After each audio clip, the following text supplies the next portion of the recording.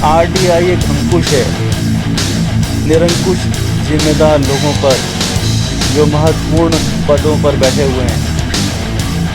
RTI के माध्यम से आप जनता के पैसों का दुरुपयोग रोक सकते हैं। साथियों नमस्कार, मैं Rajendra Kumar news point of view से। साथियों आज हम बात करेंगे फिर से एक बार आरटीआई की। साथियों हम सामाजिक सरोकार की बात करते हैं, हम आपके लिए उपयोगी जानकारी लाते रहते हैं। हमारे चैनल को सब्सक्राइब करें ताकि आपको हमारे वीडियो लगातार मिलते रहें, बिना रुकावट के मिलते रहें। सूचना का अधिकार या राइट टू इन्फॉर्मेशन या आरटीआई एक ऐसा कानून है जो सरकारी कर्मचारियों के भ्रष्टाचार पर, लालच पर, 2 नंबर की कमाई पर अंकुश लगाता है। तो आप ही बताइए कि इन सरकारी कर्मचारियों को ये कानून क्यों पसंद आएगा। ये सरकारी कर्मचारी तरह तरह की भ्रांतियां फैलाते हैं आरटीआई कार्यकर्ताओं के बारे में कि ये ब्लैकमेल करते हैं, ये करते हैं, वो करते हैं।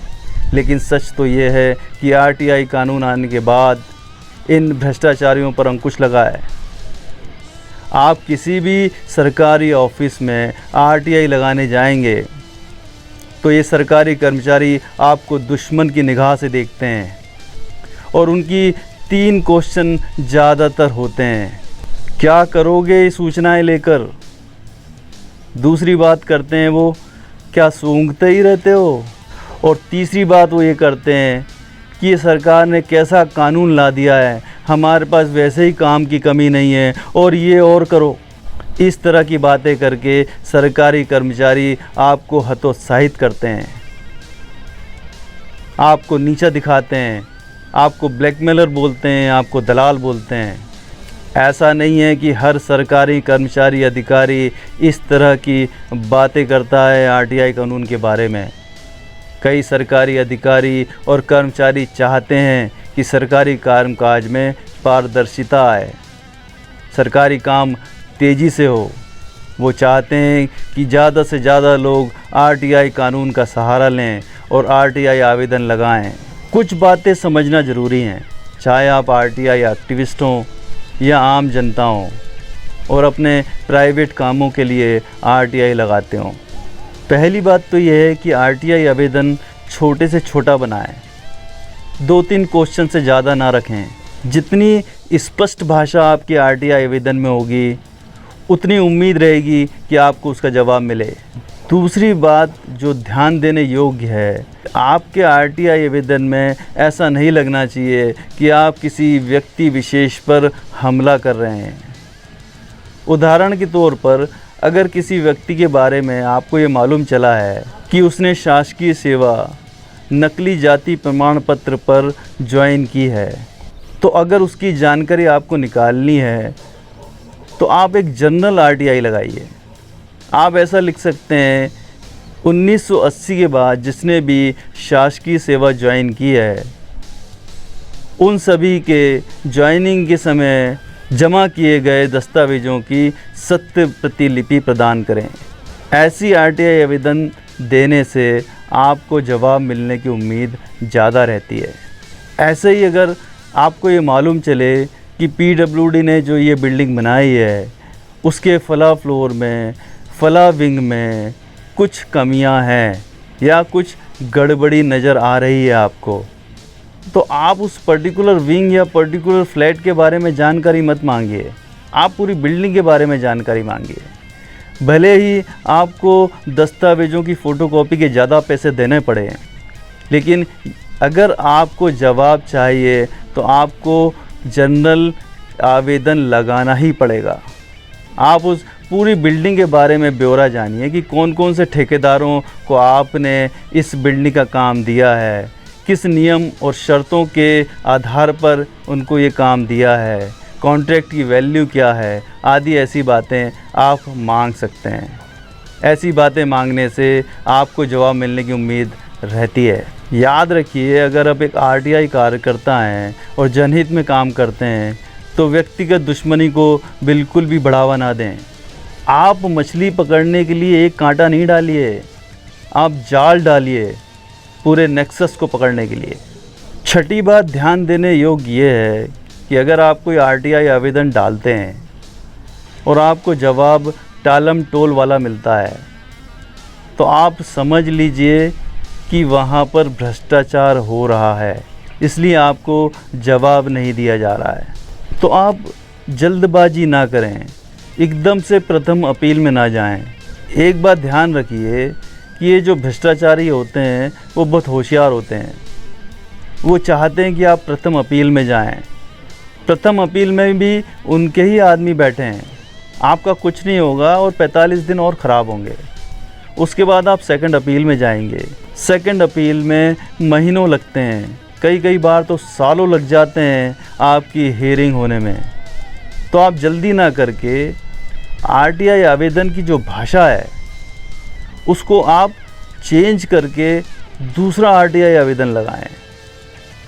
जैसे कि आपने किसी डिपार्टमेंट से ये पूछा कि ये पुल कब तक पूरा होगा, तो वो आपकी जानकारी को प्रश्नात्मक कह के खारिज कर देगा।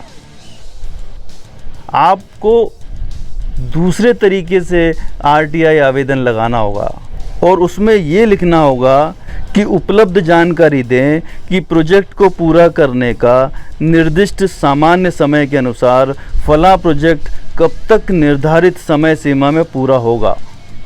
ऐसी अगर भाषा का आप इस्तेमाल करेंगे तो आपको आरटीआई का जवाब और सूचना ज़रूर मिलेगी। तो अपील में जाने की जल्दी ना करें।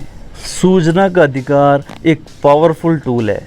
इसके माध्यम से आप सरकारी कार्यालयों पर, स्कूलों पर, अस्पतालों पर, बिजली विभाग पर, पानी के विभाग पर, फायर ब्रिगेड पर, नगर निगम पर, पता नहीं किन किन सेवाओं पर नज़र रख सकते हैं। अधिकारियों के निरंकुश व्यवहार पर अंकुश लगा सकते हैं। अधिकारी कर्मचारी जिस तरह से बेहिसाब खर्च करते हैं उस पर भी आप कंट्रोल कर सकते हैं। आप मुख्यमंत्री, प्रधानमंत्री और राष्ट्रपति के खर्चों का भी ब्यौरा मांग सकते हैं। आरटीआई कानून के कारण अधिकारियों और नेताओं में एक डर है। उस डर को बनाए रखना हम आरटीआई कार्यकर्ताओं का कर्तव्य है। लगातार आरटीआई आवेदन लगाएं जिससे इनमें खौफ बना रहे। एक बात और मैंने जो देखी है कि आरटीआई लगाने वाले बहुत जल्दबाजी करते हैं। उनको जल्दी जल्दी सूचनाएं चाहिए, वो जाके कार्यालयों में झगड़ते हैं। ऐसा बिल्कुल भी नहीं करें। धैर्य रखें, संयम रखें। अगर आपको आरटीआई लगाने के बाद जवाब नहीं मिलता है और टालम टोली की जाती है तो आप लोक सूचना अधिकारी से मिलें, उसको समझाएं कि आप ये इन्फॉर्मेशन क्यों चाहते हैं। अगर लोक सूचना अधिकारी भी आपकी बातों का कोई जवाब नहीं देता है तो आप एचओडी से मिलें। आप एचओडी को भी बता सकते हैं कि मेरी आरटीआई आवेदन पर कोई कार्रवाई नहीं की जा रही है। हो सकता है कि आपका काम हो जाए। सूचनाएं निकालने में समय लगता है, 2, 4, 6 महीने भी लग सकता है। तो धैर्यता से काम लें, शिद्दत से पीछे लगे रहें, सफलता निश्चित है। आरटीआई कानून के माध्यम से आरटीआई कार्यकर्ता लाखों करोड़ों रुपए जनता के बचा चुके हैं। मैं आपको कुछ दिलचस्प किस्से बताता हूँ बहुत ही एक्टिव आरटीआई कार्यकर्ता अनिल गलगली के। तो आरटीआई कार्यकर्ता अनिल गलगली का पहला किस्सा ये है कि महाराष्ट्र सरकार ने हेमा मालिनी को डांस क्लास के नाम पर 80 करोड़ की ज़मीन 80,000 रुपये में दे दी। जब आरटीआई कार्यकर्ता अनिल को ये मालूम चला तो उन्होंने आरटीआई के माध्यम से जानकारी निकाली तो बात सत्य हुई और अनिल गलगली ने ये बात पूरी मीडिया में फैला दी। मीडिया ने पूरे देश में फैला दी और आखिरकार हेमा मालिनी को वो ज़मीन महाराष्ट्र सरकार को वापस करनी पड़ी। ये है आरटीआई की ताकत। दूसरा किस्सा ये है कि सुरेश वाडकर और एक और संगीतज्ञ ने मिलकर एक डांस क्लास के नाम पर ज़मीन हथिया ली। औने पौने दाम में ज़मीन हथियाने के बाद वहाँ पर बिल्डिंग बनाई गई। 3 फ्लोर की ये बिल्डिंग में नीचे के 2 फ्लोर पर शादी हाउस चल रहा है और तीसरी मंजिल पर सुरेश वाडकर रहते हैं। जिस काम के लिए ज़मीन ली गई उस काम के बदले शादी हाउस बनाया गया है। ये जनता के साथ धोखा है, ये सरकार के साथ धोखा है। तीसरा किस्सा ये है कि मुकेश अंबानी की जो बिल्डिंग है एंटीलिया मुंबई में, मुकेश अंबानी ने घर के सामने फुटपाथ पर अतिक्रमण कर रखा था। जब अनिल गलगली को ये बात मालूम चली तो उन्होंने आरटीआई के माध्यम से पूरी जानकारी निकाली और जानकारी में ये पाया कि वो अतिक्रमण है। अनिल गलगली ने इस बात को बहुत फैलाया, मीडिया में भी आया, विधान सभा में भी एक क्वेश्चन उठा और आखिरकार मुकेश अंबानी को वो अतिक्रमण तोड़ना पड़ा। आरटीआई की ऐसी ताकत है कि भारत देश का सबसे बड़ा उद्योगपति इसके आगे नतमस्तक हो जाता है। चौथा किस्सा ये है कि सुनील गावस्कर ने क्रिकेट अकादमी के नाम पर औने पौने दाम पर सरकारी ज़मीन हथिया ली। जब अनिल गलगली को ये बात मालूम चली तो आरटीआई के माध्यम से उन्होंने जानकारी निकाली, सूचनाएं निकाली और इसका खुलासा कर दिया। जब सुनील गावस्कर को लगा कि मेरा खेल बिगड़ रहा है तो उन्होंने चुपचाप सरकार को वो ज़मीन वापस कर दी। आप सोच सकते हैं कि कितने लाखों करोड़ रुपए अनिल गलगली ने बचाए। इन 4 ही केस की बात कर रहा हूँ, ऐसे तो उन्होंने पता नहीं कितने खुलासे किए हैं। आरटीआई एक अंकुश है निरंकुश जिम्मेदार लोगों पर जो महत्वपूर्ण पदों पर बैठे हुए हैं।